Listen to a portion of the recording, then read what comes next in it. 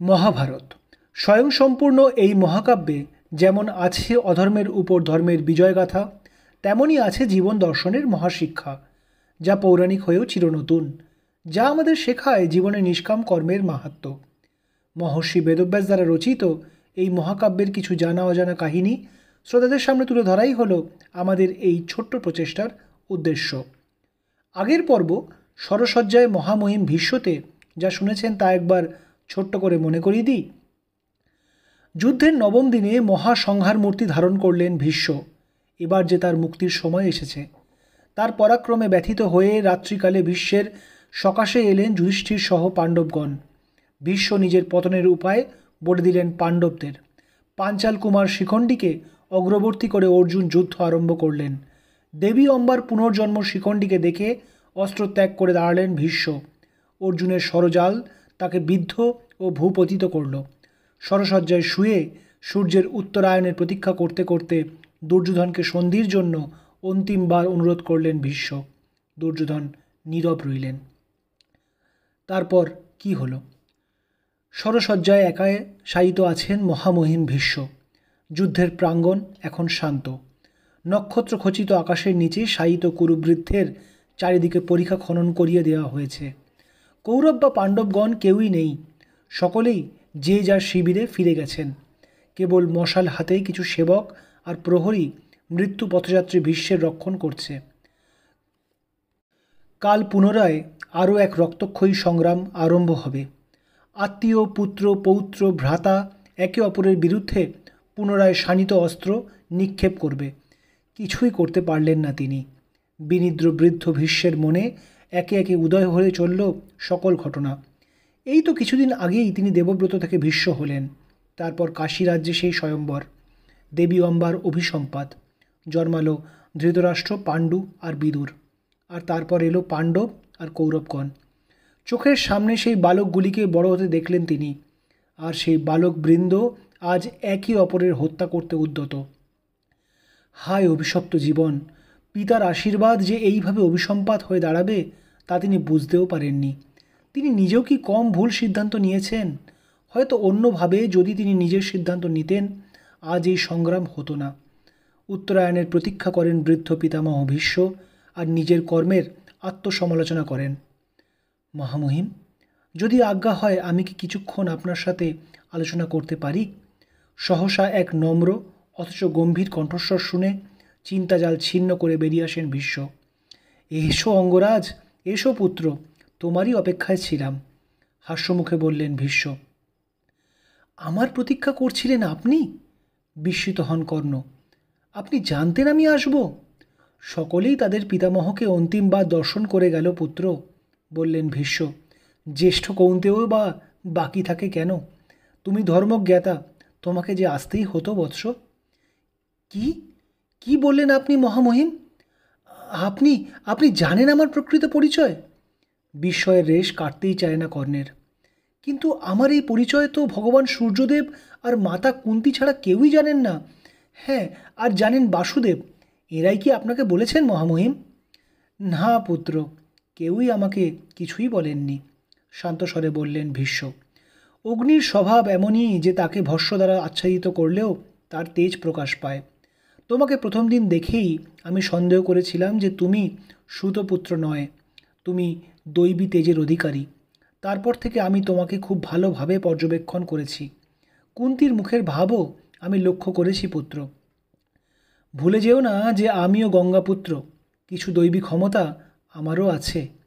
তুমি কুন্তীর কুমারী বয়সের সন্তান। হ্যাঁ, হয়তো সমাজ এই পরিচয়কে ঘৃণার চোখে দেখবে, কিন্তু সেই সমাজ মিথ্যা কথা বলে।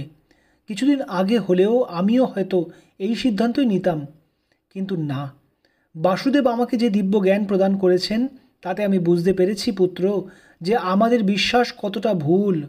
তুমি জ্যেষ্ঠ পাণ্ডব কর্ণ, আর কোনোই পরিচয় তোমার নেই। তুমি তুমি আমার জ্যেষ্ঠ পৌত্র। বলতে বলতে অশ্রু সজল হয়ে ওঠে ভীষ্মের চোখ।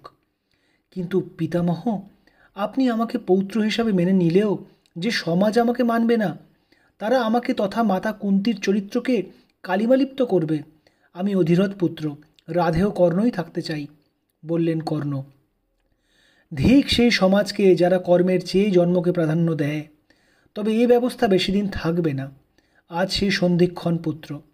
পুরাতন সমাজ আজ আমার সাথে শেষ হয়ে যেতে বসেছে। তোমরা যারা নবীন আছো, তোমরাই এবার কাণ্ডারি হও, সমাজকে নতুন দিশা দেখাও, বললেন ভীষ্ম। কিন্তু পিতামহ, আপনি চিরকাল আমার সাথে দুর্ব্যবহার কেন করলেন? আপনি তো জানতেন আসলে আমি কে, বললেন কর্ণ। বিশ্বাস করো পুত্র, তোমার প্রতি কোনো বৈরিতা আমি কখনোই পোষণ করিনি, বললেন ভীষ্ম। কিন্তু ওই যে বললাম, পুরাতন সমাজ, আমিও যে তারই প্রতিনিধি ছিলাম। তাই তোমার প্রতি করুণা বশে আমি চেয়েছিলাম যাতে তুমি ওই মন্দ বুদ্ধি দুর্যোধনের থেকে দূরে থাকো। কী আর করতে পারতাম আমি তোমাকে অপমান করা ছাড়া? ভেবেছিলাম আমার তীব্র অপমানে তুমি ব্যথিত হয়ে দুর্যোধনের পক্ষ থেকে সরে দাঁড়াবে।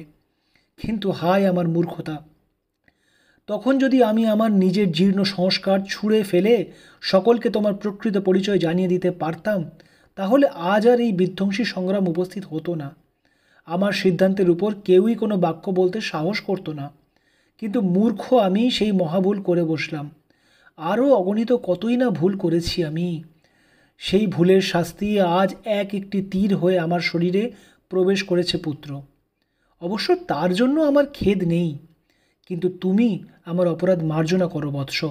তোমার বৃদ্ধ পিতামহকে তার অন্তিম শয্যায় ক্ষমা করে দাও। পুনরায় অশ্রু সজল হলো ভীষ্মের চোখ।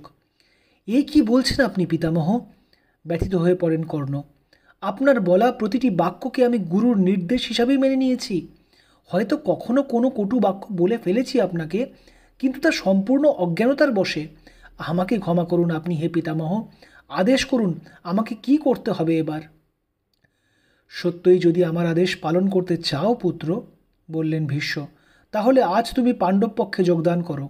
তারা তোমার সহোদর। যুধিষ্ঠির ধর্মপরায়ণ, সে সব বুঝবে। আমার মৃত্যুতেই এই বিনাশ বন্ধ হোক, শত্রুতার অবসান ঘটুক, আর্যাবর্ত নিরাপদ হোক। না পিতামহ, তা হয় না, বললেন কর্ণ। যে মিত্র দুর্যোধন সেই কিশোর বয়স থেকে আমাকে এত স্নেহ, ভালোবাসা, সম্মান, প্রতিপত্তি প্রদান করেছেন, তাকে আজ আমি ছেড়ে যেতে পারি না। হতে পারেন তিনি অধার্মিক, কিন্তু তিনিও তো তার ক্ষাত্র ধর্ম, মিত্রের প্রতি সহমর্মিতা সঠিকভাবেই পালন করেছেন। আর আমিও তো তার সেবায় নিজের সব কিছু উজাড় করে দিয়েছি। এখন আর তা বদল করা যায় না। আমি যুদ্ধই করব।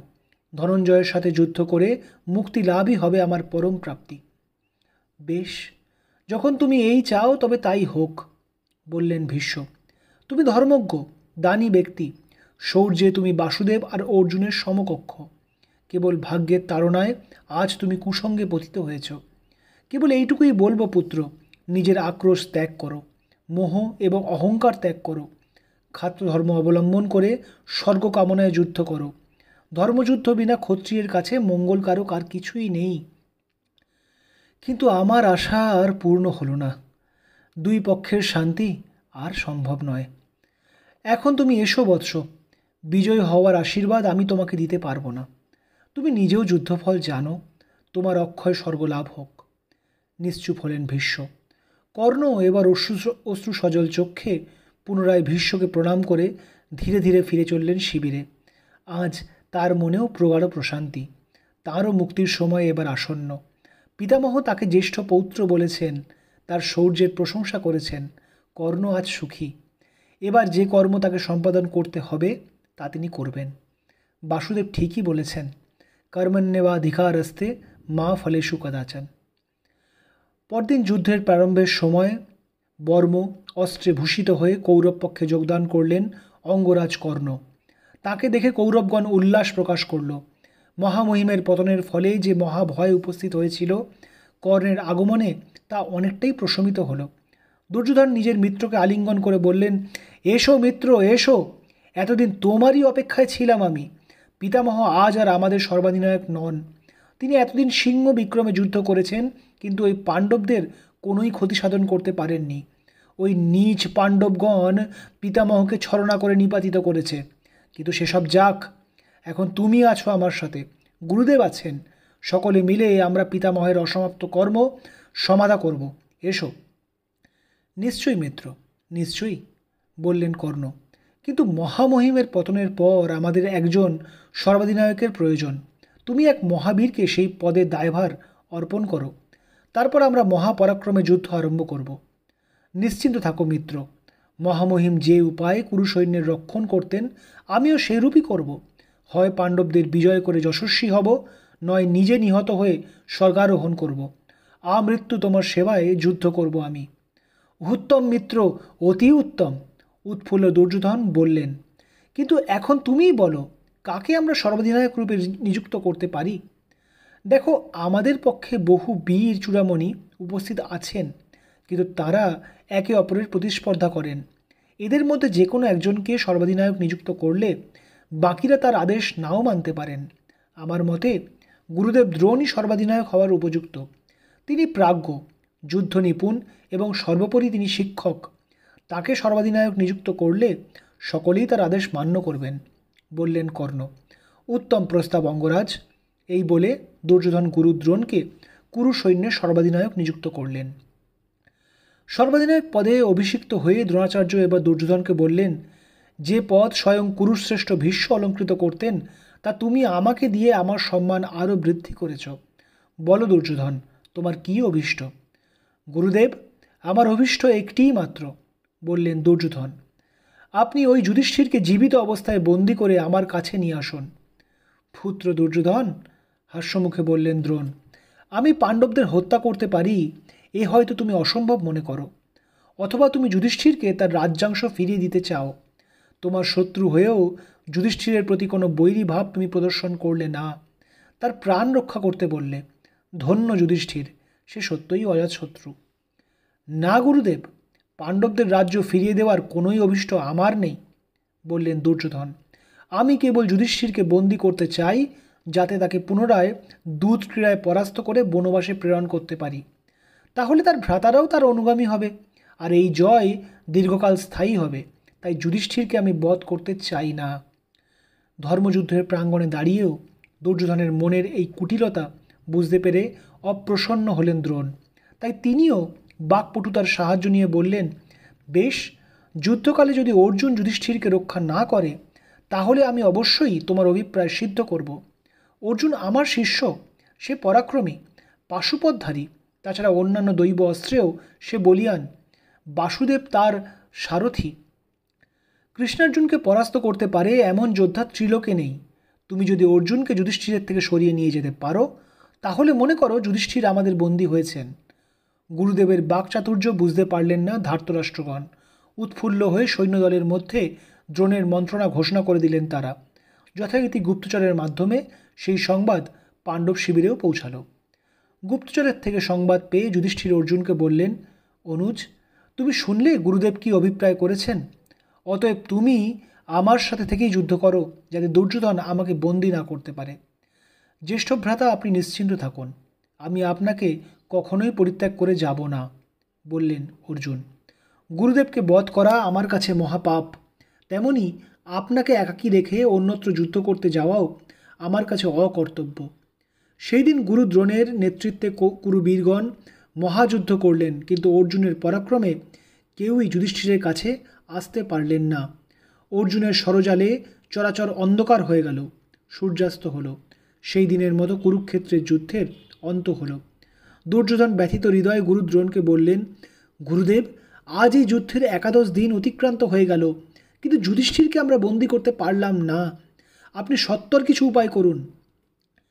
দেখো দুর্যোধন, আমি পূর্বেই বলেছিলাম যে যতক্ষণ সব্যসাচী যুধিষ্ঠিরের রক্ষক হয়ে থাকবে ততদিন যুধিষ্ঠিরকে বন্দী করা অসম্ভব, বললেন দ্রোণ। তুমি এমন উপায় করো যাতে অর্জুন কিছু সময়ের জন্য হলেও যুধিষ্ঠিরের থেকে দূরে থাকে। যুবরাজ, আমরা এই কার্যে আপনাকে সাহায্য করতে পারি, বললেন ত্রিগর্তরাজ সুশর্মা। মৎস্যনগরীর সেই অপমান আমি এখনও ভুলিনি। পাণ্ডবগণ আমার যে অপমান করেছিলেন তার জন্য আমি বিনিদ্র রজনী যাপন করছি। আমি আর আমার ভ্রাতাগণ প্রতিজ্ঞা করছি যে কাল আমরা অর্জুনকে অন্যত্র সরিয়ে নিয়ে যাব ও যুদ্ধ করব। হয় এই ধরনীতে অর্জুন থাকবেন, নয় সমগ্র ত্রিগর্ত দেশ পুরুষ শূন্য হবে। ত্রিগর্ত নরের সুশর্মা এক ভয়ানক প্রতিজ্ঞা করলেন। যুদ্ধের 12 দিনে অর্জুনের বিপক্ষে সমগ্র ত্রিগর্ত সৈন্য যুদ্ধ করতে আসবে। অর্জুন কি তাদের প্রতিরোধ করতে পারবেন? যুধিষ্ঠির এই বিপদ থেকে কিভাবে রক্ষা পাবেন? আজ এইখানেই শেষ করছি। আগামী পর্বে মহাকাব্য মহাভারতের আরও কিছু কাহিনী নিয়ে আবার আমরা আপনাদের কাছে আসব। ভালো লাগলে জানাতে ভুলবেন না। ধন্যবাদ।